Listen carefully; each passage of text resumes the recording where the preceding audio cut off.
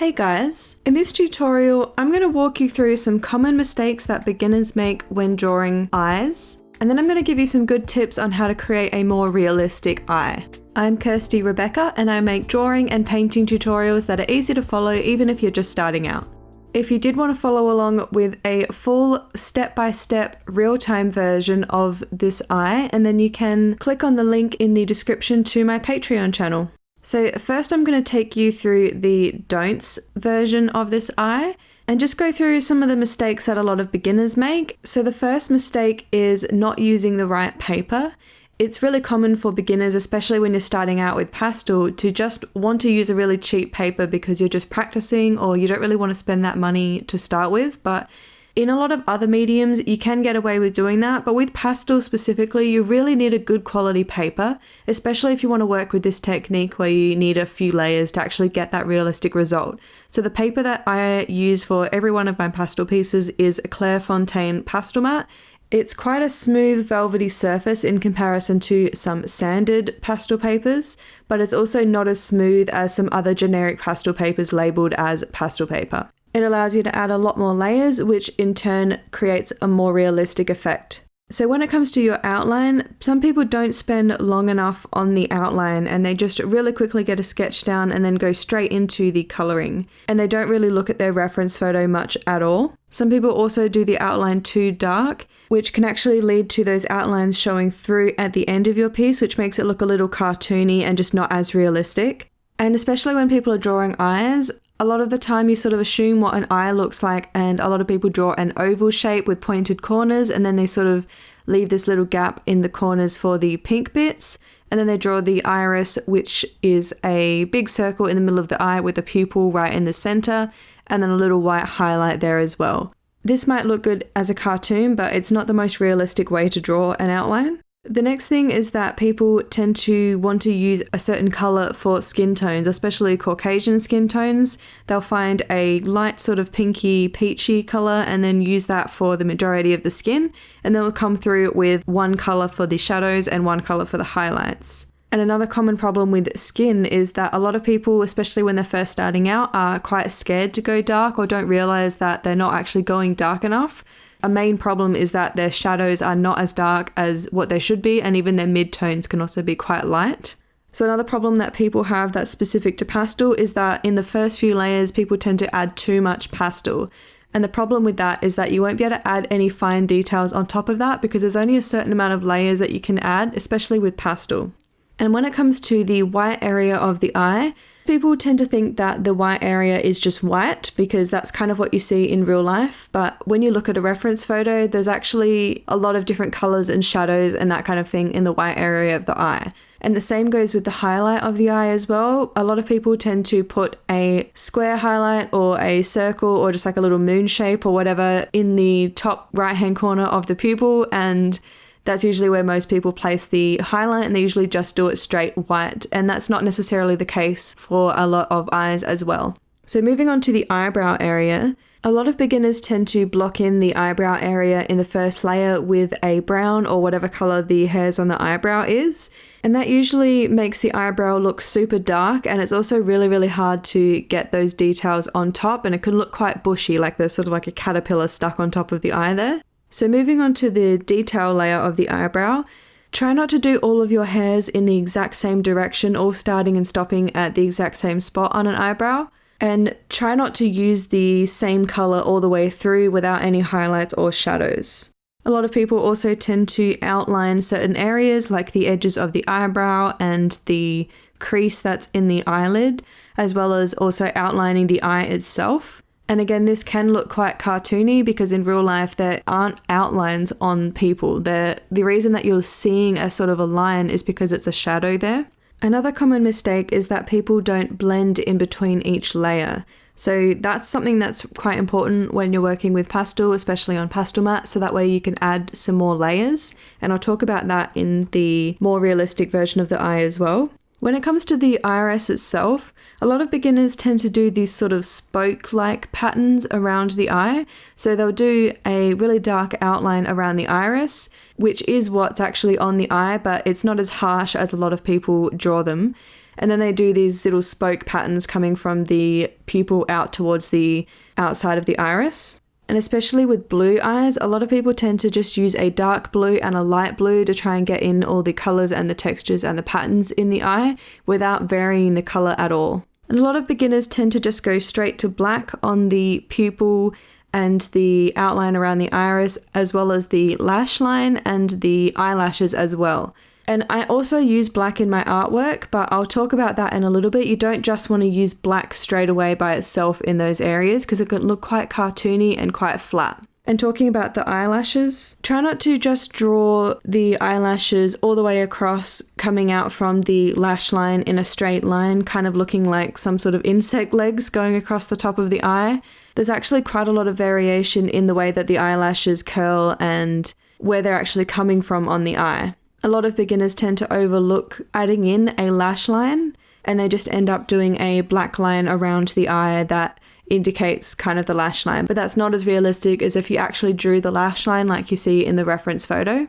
And the last thing is that you may not be spending long enough on your artwork. So just spending a little bit more time on something and comparing your reference photo to your artwork can actually make a huge difference. For example, the don'ts version, I only took about 15 minutes maybe to do that piece, whereas the more realistic do's version, I took probably between 2.5 and 3 hours to complete that piece. Before I give you some tips on how to draw a more realistic eye, if you'd like to follow along with my longer real-time tutorials where I talk you through every step of the process, then Patreon might be the solution for you. For a small amount per month, you'll have access to every tutorial that I've previously uploaded on your chosen tier level in a variety of mediums like pastel, colored pencil, graphite, watercolor, and more. You'll also have access to the original reference photo, a traceable outline, and a list of suppliers including the exact color names that I'm using, so you really can follow along every step of the way. My tutorials don't skip any stages or cut out important parts of the process, and I will share all of my secrets to help you improve. There's no lock-in contract, so you can upgrade or downgrade to an alternative tier level, or you can cancel your pledge if Patreon isn't right for you. Every month, I will upload brand new tutorials to the library so you can grow and develop your drawing and painting skills and take your art to the next level. You can also join in on our members chat group where you can ask questions or advice and share your artwork and talk to other members in the Patreon community. The link is in the description if you want to check it out.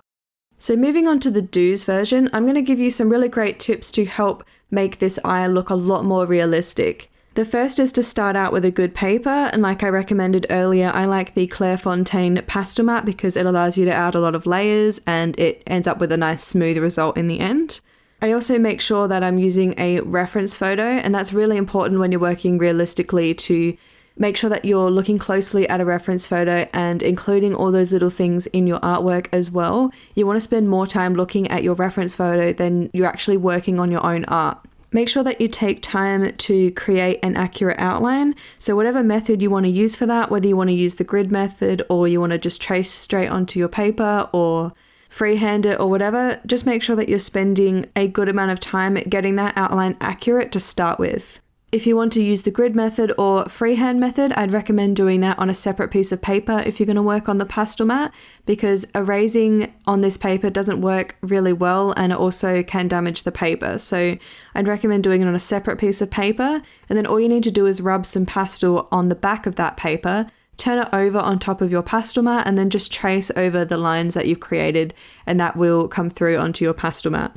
If your line is still a little bit dark, you can always come through with a kneaded eraser or a putty eraser and just press and lift until you lift a little bit of that outline so that you can only just see the outline. You really don't want that showing towards the end of your piece. But if you use the method that I just spoke about to get your outline down, you'll end up with an outline that's actually pastel, which will blend into the following layers, so you won't need to worry about that too much. So when it comes to the actual skin, I usually block in the main colors that I see in the reference photo and the sort of values, my shadows and highlights in the first layer. So I'm sort of looking for the different color shifts in each section. I'm not just blocking in the entire area with one color. You really want to pay attention to different areas on your reference photo, and you can do that by doing color swatch samples like you can see here on the screen, just to make sure that you can see those different color shifts in the different areas of your piece. Even in Caucasian skin, it's not all just one color in the highlights and the shadows and the midtones. It's all different all over the piece. For example, the shadow that's underneath the eye is a little bit more pink in comparison to the shadow that's in the top right hand corner, which is more of like a grey purpley kind of color. So you want to pay attention to those different color shifts throughout the piece. So when you're working on the whites of the eye, you want to make sure that you're not going straight to white in those areas. I'm actually using a lot of greys and blues and pinks in the white of the eye. And looking at that color swatch example, you'll be able to see that the whites of the eye are never really white. I also fill in the skin underneath the eyebrow because you want to make sure that you have a nice base to work from to be able to add your eyebrow hairs on top of. If you look at a person in real life, your eyebrow hairs are coming out of the skin. And I know that may sound obvious, but that means that you need to have a skin color down to start with and then go on top of that with your eyebrow hairs. You want to be able to see bits of the skin through the eyebrow to make it look more realistic. So therefore you need to have that layer of skin down before you go into your eyebrow. A lot of the time, this will be slightly darker than a lot of the areas around it because it's in shadow from having an eyebrow there, but it's definitely not as dark as the hair color on the eyebrow. I always make sure that I blend in between each layer, and there's a few reasons for this, and one of them is to smooth out all of the colors, blend them into each other to create a smoother transition. Another reason is because it sort of pushes the pigment into the paper a little bit and allows you to add more layers on top. When I'm creating the eyebrows themselves, I make sure that I do it in layers. So I'll do one layer of the hairs and then blend it softly and then add another layer. And this will help create that depth in the eyebrow to look like the hairs are laid on top of each other. I'm also making sure that my eyebrow hairs are going in different directions because they don't all go in the exact same direction all the way across. Some start from the top of the eyebrow and come down into the eyebrow, and some hairs come from underneath and come up, and some actually curve slightly. So you want to pay attention to your reference photo and then make sure that you're adding in those little differences in the hair direction and also the hair length as well. I'm also varying the colors of the hairs because it's not all the same color all the way through. You do have highlight areas and shadow areas as well. So some hairs will look lighter than others.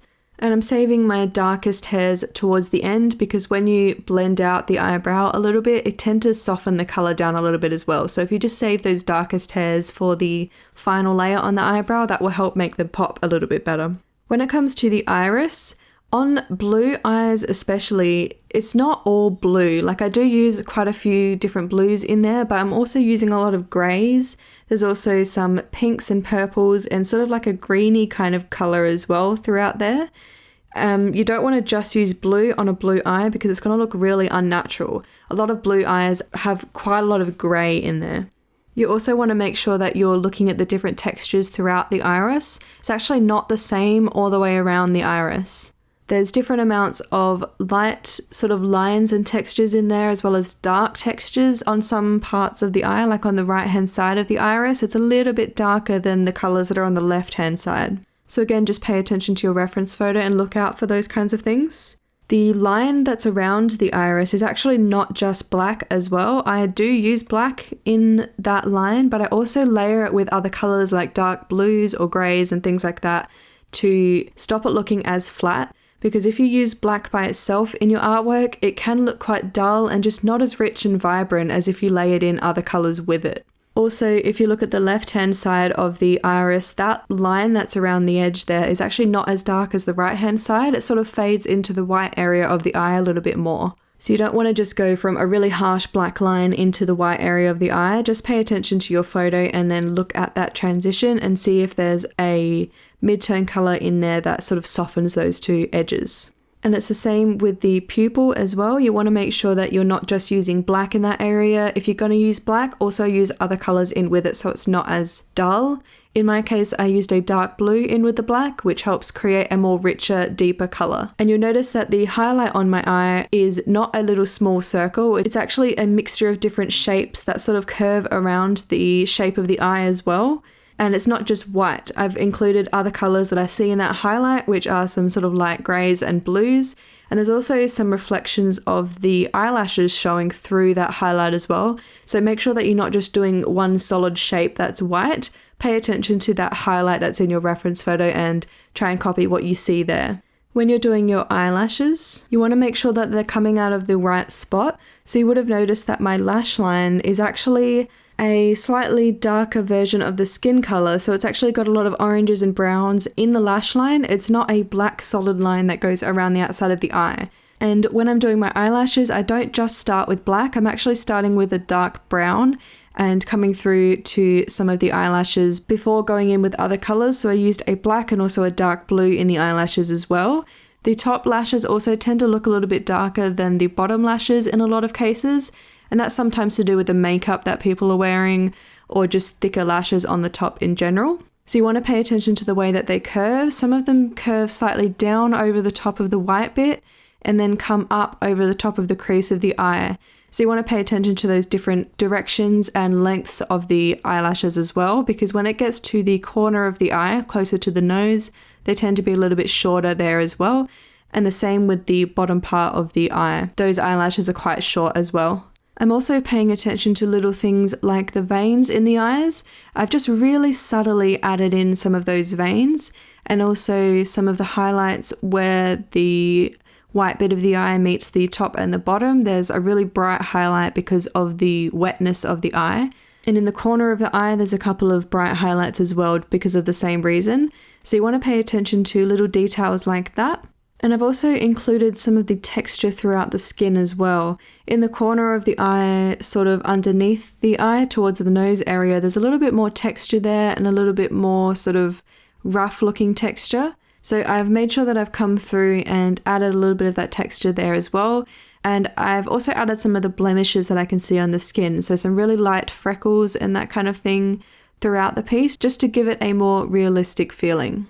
So like I said earlier, you want to make sure that you're spending a little bit more time on your pieces. That can be one of the main reasons why people's artwork doesn't look as realistic as it could. It's just that they're not spending as much time as they could on the piece. And if you're wondering what to actually spend more time on, a good thing to do is to check your values, because that's one of the main things that can make your work look more realistic. And the way that I like to check my values is by taking a picture of my own artwork and then turning it into black and white on the computer or your phone, and do the same for your reference photo. So turn that into black and white as well, and then compare them side by side. And if you don't know what values are, it just basically means your shadows and your highlights. So you're just checking to see if your shadows and your midtones are as dark as the reference photo. And when you turn them into black and white like that, it's really, really obvious whether your shadows are as dark as a reference photo or not. So then you can come through to your own artwork and darken up any of those areas that are not as dark. Another thing that you can do to spend a little bit more time trying to make it look realistic is to kind of do that same thing, but leave your photo of your artwork and your reference in color, and then just crop certain areas. So crop it to a small part of the eye, like crop it to the iris or the pupil or a certain part of the eyelashes, and then do the same with your reference photo. So you're comparing those two cropped sections next to each other. In this way, it makes it a bit easier to compare the colors and the values and the proportions in that certain area in comparison to your reference photo without looking at the whole piece. Sometimes having a little section like that to compare with is a bit more helpful. If you did want to follow along with a real-time version of this tutorial, you can find the link to my Patreon channel in the description below. Otherwise, there is a playlist on the screen of some other pastel tutorials that I thought you might find useful, so click on that and I'll see you over there.